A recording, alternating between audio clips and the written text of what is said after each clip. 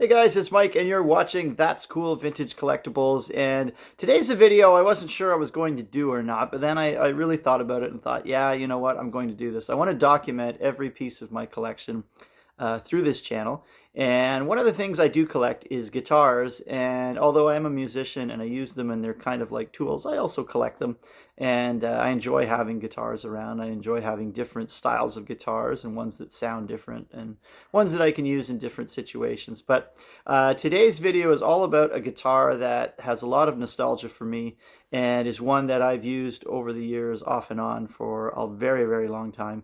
And one that I had let go of and was gone, that this week I recently got back, and I couldn't resist doing a video about this because it's such a story and such a lengthy tale of a Telecaster. So stay tuned.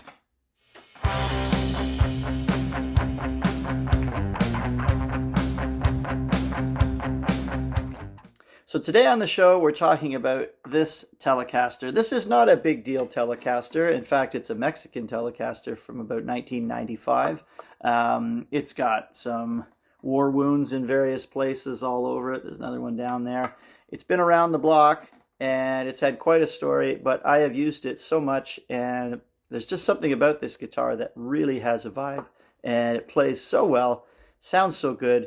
There's been some slight alterations to it, but it really is a guitar that I've bonded with over the years, and I actually let it go a couple of times and got it back each time. So this time it's here, and I want to tell you the story about this because as a guitar player you might kind of relate to this and you know what it's like to chase after an old guitar that just has sentimental value to you. And it's not about the money, it's about the guitar and the vibe and the history you've had with an instrument. And the way you can bond with an instrument is, unless you play, it's hard to describe that. But if you are a player and you know about that, you know there's certain guitars that just speak to you and that have some kind of connection with you, and you can't really figure that out or why that is. But this guitar and me go way back. I want to tell you the story about it today. So the origins of this guitar for me is it was picked up in Brimfield, Massachusetts at the Brimfield Antiques and Collectibles Show and Flea Market, which if you've ever been there, Brimfield, Massachusetts is about an hour west of Boston, and it's a rural community. Farm fields set up as an outdoor antique market and collectibles show, and there's thousands of dealers and thousands of people that attend. It's quite it's huge. And this guitar was found there. You can find lots of things there that are kind of, weird and wonderful one-offs and things like that. But this guitar was there. Somebody had it, and very, very cheap. And picked it up, and it was brought back to Ontario, where I live, Ontario, Canada, so across the border. And then it was in my possessions for a very, very short time, and it was sold to somebody that was in a band with me at the time, and actually one of my good friends. He bought it, and I kind of had the idea that I was going to flip this, and really had no attachment to it. So I brought it back. I barely played it and flipped it, made a little money, and that was that. But as he was playing it, I started to, kind of say, wow, it sounds really good. I like that. And I would start playing it, when we were recording stuff, and I just really started to like the guitar. I thought, boy, I should have kept this. It's really good.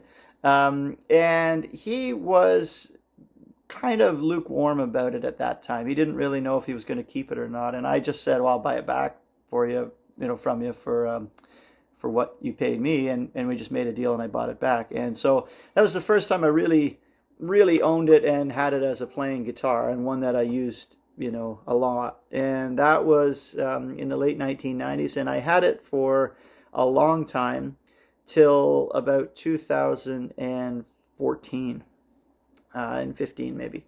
And I played lots of shows with it. I used it on different recordings and things. It was a guitar that was a pretty big workhorse, even though this is a Mexican Tele. It's a lower end Tele, but boy, it plays good, and it just feels really good on the neck.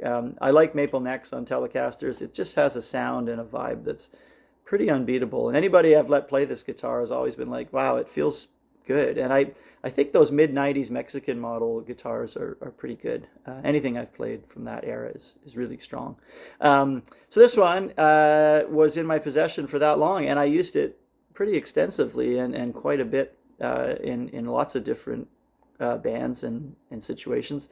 And around that time, I was kind of just stumbling upon a guitar that I'd been searching for my entire life, and I saw it. It was a Telecaster that I'd been kind of looking for. I did a whole video on this, and it was one that I saw Keith Richards play one time, and I kind of really wanted this Telecaster. I thought, well, I don't need two, and I sold this on Facebook Marketplace. So almost as soon as I let this go, I thought, boy, I don't know if I should have done that. And I wanted to, get some cash to soften the blow on this more expensive Telecaster. And I thought, well, I don't need two, and the whole thing that you do. But I almost instantly regretted it and missed it a lot. I just thought, boy, it just has a different sound and a different style, and it was with me for so long as I developed as a guitar player. I thought, boy, that's part of my history, really. I shouldn't have let that go. And even from a collector's standpoint, which is what this channel is more about, it is the type of thing that sometimes you let go of things and you think, I was more attached to that than I thought I was. And even though it's just a thing, and I try to keep that very separate in anything that just, it's an object, it's a thing. But it has a lot of history with me, and that I like to keep that, and was very close to the guitar that way. So I kind of regretted it, and it was gone, and I didn't really know the kid who bought it, and I thought, nah, there it goes. And I wasn't really pleased with where it ended up. I always like, if I sell a guitar, I want to feel like it went to the right home, and it just didn't feel like the right home for it. And a fellow that I teach, I'm a guitar teacher as well, and one of the fellows I teach guitar to called me not long after that, and maybe about 6 months later, and said, I think I bought your Telecaster. And he knew this guitar. And we checked the serial number and all the little marks and scratches in it, and sure enough, it was. And so I felt better. At least I knew where it was, and that he's such a good guy, and I was happy that it was there. I thought, well, if it has to be somewhere, it was there. But the same old thing started happening. He would bring it for his lesson and play it, and I thought, oh, it sounds so good. It has such a good sound to it. And I'll play this in a second for you so you can hear it. But I started to get the, boy, I'd like to own that again. I'd really like to have that one back. It's part of my journey on the guitar. And he knew that, and eventually this past week decided that he'd like me to have it back, which was really, really good of him. And we made a deal, and I got the guitar back, and I'm so happy to have it back. I played a show with it on the weekend, and it sounded great. It just felt like it used to. And it had a little bit of work done in between. A mutual friend of ours, that Daryl, who has Seventh Line Guitars, big shout out to that.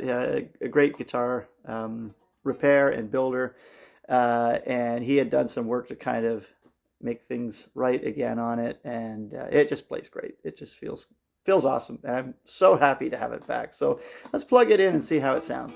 So here it is. I plugged it in. It's got a great tone.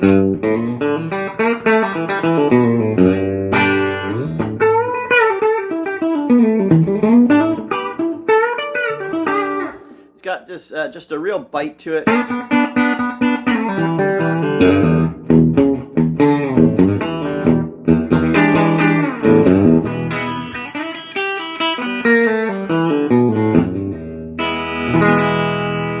It's a real bright, nice tone to it. I'm playing it through a 1969 Princeton right now. It's just got that Telecaster sound. And it just feels like it's back home again. It's like an old friend. So that's the story about my Fender Telecaster, how I got it back, and it's just back this week. I couldn't help but do a video on this because I'm thrilled to have it back. And, of all the guitars that I've bought and sold over the years, that's really the only one out there that I want back, and I'm so glad that I did get it back. The rest can go. I really don't need them back or anything else, but this one really did have a lot of personal attachment, and I'm thrilled to have it back. So there it is. That's the story of my Fender Telecaster, and it's here to stay.